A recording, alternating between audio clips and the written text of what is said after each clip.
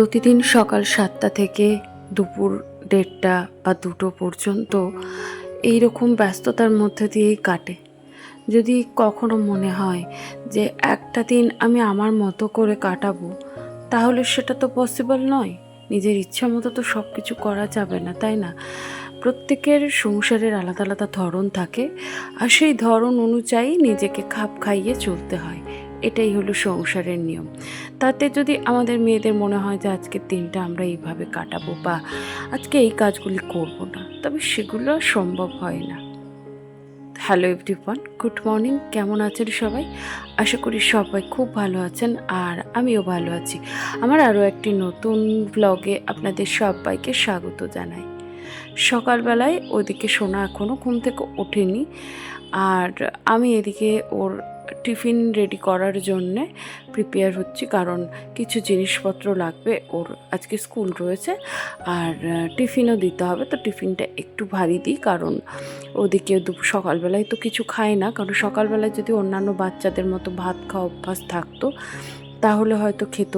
জানেন, আমি অনেক চেষ্টা করি ওকে ভাত খাওয়ানোর, তবে ছোট থেকেই আমি কিন্তু এই কাজে একেবারেই ব্যর্থ।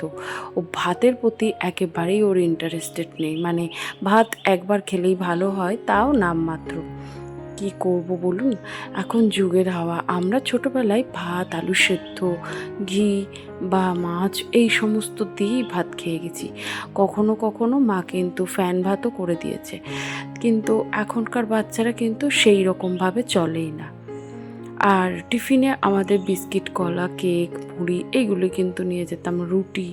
কিন্তু এখনকার বাচ্চারা প্রতিদিনই কিছু না কিছু নতুন কিছু চাই।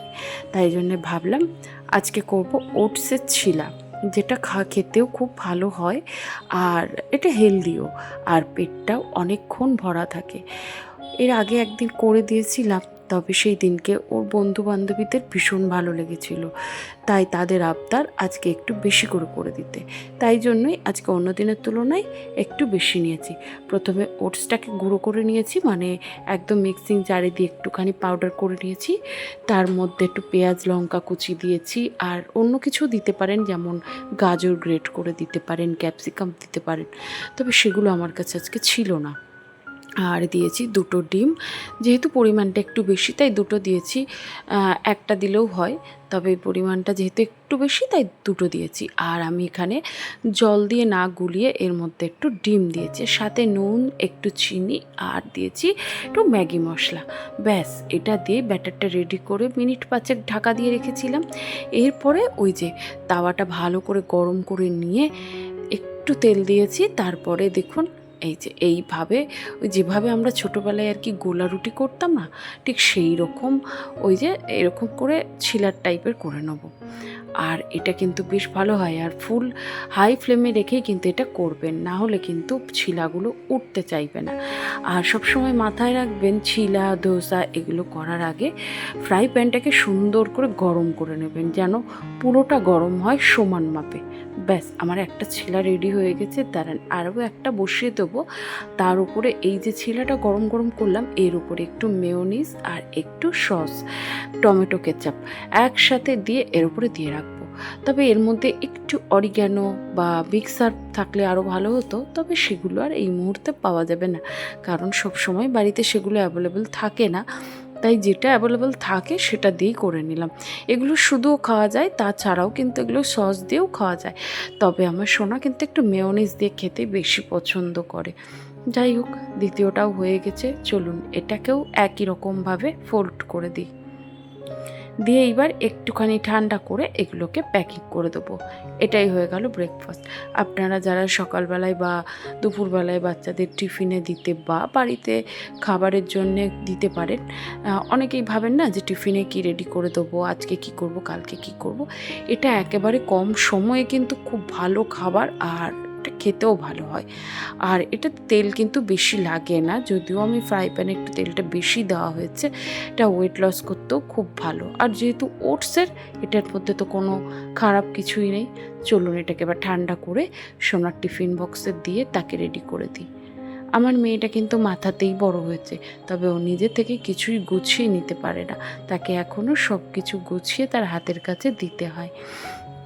আমি জানি অনেকেই বলবেন অনেক বাচ্চারা ছোট থেকেই কিন্তু অনেক গোছালো, কিন্তু কি করব বলুন, সব বাচ্চা তো সমান হয় না, তাই না? আর এটাও ঠিক, একটা সময় হলে তারা কিন্তু নিজেরাই নিজেদের পায়ে দাঁড়িয়ে যাবে, নিজেরা কিন্তু সব কিছু শিখে যাবে। তখন কিন্তু তাদের আমার প্রয়োজন হবে না। তবে তখন কিন্তু আমি এই সময়টা বড্ড মিস করব। যেমন এখনও মিস করি ওর ছোটোবেলাটা। জানেন, ছোটোবেলায় যখন স্কুলে যেত তখন ওর এই জিনিসটাও, স্কুলে যেতেই চাইতো না।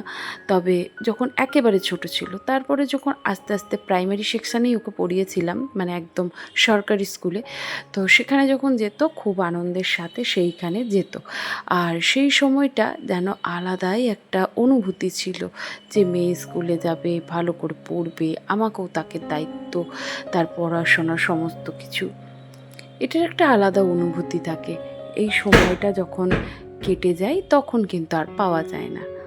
যাই হোক, রান্না ওদিকে দেরি আছে, তো সকালবেলায় ব্রেকফাস্ট রেডি করার পরে, মানে সোনার টিফিনটা রেডি করে দিয়েছি। আর এরপরে গ্যাসটাকে একটু হালকা করে মুছে রাখলাম, কারণ গ্যাসের ওপরে না ওই কিছু করতে গেলে তেলের বেশ তেল ছিটে আসে, আর তখন না বেশি বিরক্তি লাগে, ওই জন্য ভালো করে মুছে নিলাম।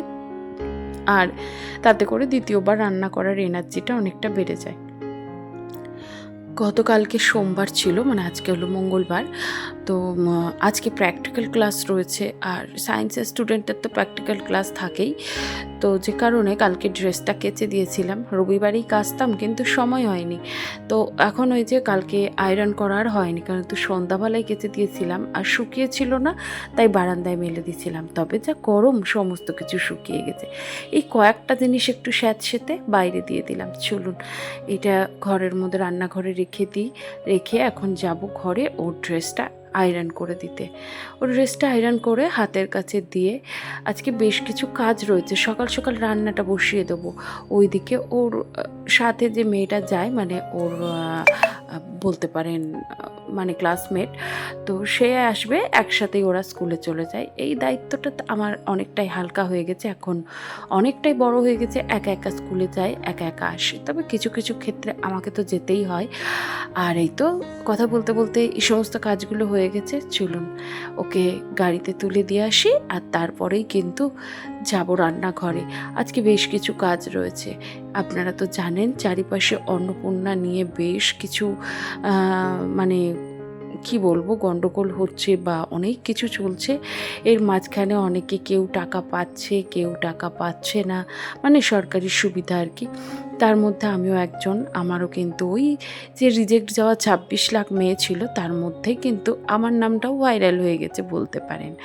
আরে না, মজা করছিলাম, ভাইরাল কি আর অত সহজে হওয়া যায় বলুন? কপালে যদি ভাইরাল হওয়া থাকে তাহলে যে কোনো মাফিক হওয়া যায়। তো যাই হোক, আমারও অন্নপূর্ণা ঢোকেনি, আর এটা নিয়ে বাড়িতে বেশ কিছু মতামতের সৃষ্টিও হচ্ছে। আসলে যেটা হয় স্বাভাবিক, সকলে পেলে আমি যদি না পাই সেক্ষেত্রে বাড়ির লোকও করবে, কিন্তু কী আর করব বলুন? ফর্ম ফিল আপের সময় বেশ কিছু ভুল হয়েছিল। আসলে আমি বুঝতে পারিনি যে ফর্মটা যে ফিল আপ করিয়ে দেবে তার সেক্ষেত্রে অতগুলো ভুল হয়ে যাবে। তো যাই হোক, এখন তো আর কিছু করার নেই, ভগবানই জানে কি হবে আর কি হবে না, তবে চেষ্টা তো চালিয়ে যাচ্ছি। তবে জানেন আমাকে কিসের জন্য আটকে দিয়েছে? আমার ক্রাইটেরিয়াটা এই পৌরসভা এলাকায় 3টি রুমের জন্যে আটকে দিয়েছে। জানি না আপনাদের মধ্যে কি জানেন, অনেকেই কিন্তু এই রুমের ক্রাইটেরিয়া থেকে মুক্ত হয়ে গেছে, মানে ক্যাশ পেমেন্ট পেয়েছে। তবে আমারটা এই মুহূর্তে এখনও আসেনি, তাই ক্লেম করার তো কোনো প্রশ্ন, জানি না কি করতে হবে, যদিও আমি অফলাইন ক্লেম জমা দিয়েছি। আর আজকে যাব একটু ব্যাংকে, একটু ব্যাংকের কাজ রয়েছে, বেশ কিছু অনলাইন কাজ রয়েছে। চলুন রেডি হয়ে গেছি, এবার যাব ব্যাংকে। আর ওদিকে রান্না বান্না সমস্ত কাজই প্রায় রেডি করে তারপরে এই যে এখন যাচ্ছি। চলুন তাহলে যেতে থাকি। ওয়েদারটা বেশ রোদ্দুরে গরম, আর সাথেও ঝিরিঝিরি বৃষ্টি। তবে জানি না এই বৃষ্টি মানে এতে ঠান্ডা হবে কি না, তবে আমার মনে হয় না এই বৃষ্টিতে ঠান্ডা হবে, এতে কিন্তু আরও বেশি গরম হয়ে যায়। আচ্ছা, আপনাদের তো বেশিরভাগই আমি জানি, বেশিরভাগ মানুষেরই কিন্তু হয়ে গেছে, তবে আপনাদেরও কি আমার মতো কারোর কি এরকম বাধার সৃষ্টি হয়েছে? হলে কিন্তু অবশ্যই জানাবেন। চলুন প্রায় চলে এসেছি, এবার নামার সময় হয়ে গেছে বলতে পারেন, নেমেও পড়েছি। দেখুন এখানে হাই স্ট্রিটে কত সুন্দর ফল বিক্রি হচ্ছে, তবে এখানে দামটাও কিন্তু অনেকটা রিজনেবল। আর আমাদের জায়গায় মানে আমার যেখানে এলাকা সেখানে কিন্তু বেশ ফলের দাম। চলুন, এখান থেকে অনলাইনের এসছিলাম, বেশ কিছু কাজ ছিল, চলুন এইবার বাড়ি যাব। বাড়ি এসে স্নান করে একটু বসেছিলাম রেস্ট নিয়ে, তারপরে এই যে এখন দুপুরবেলায় সকলকে খেতে দিয়ে নিচ্ছি, তারপরে নিজের ভাতটাও বেড়ে নেবো। আজকে আমার শাশুড়িমার নেমন্তন্ন রয়েছে, আজকে দ্বাদশী, তাদের মঠে তাদের নেমন্তন্ন রয়েছে, তাই উনি ওনার মতো রওনা দিয়েছেন। আর এদিকে আমি বাবাকে, তারপরে ভাইকে, সোনা স্কুল গেলে আমার ঠিক একা একা ভালো লাগে না, তো কী আর করব, ওর তো স্কুল রয়েছে না। আজকে ওর জন্য ওকে খুব মিস করছি, কারণ একসাথে ও আর আমি বসে খাই।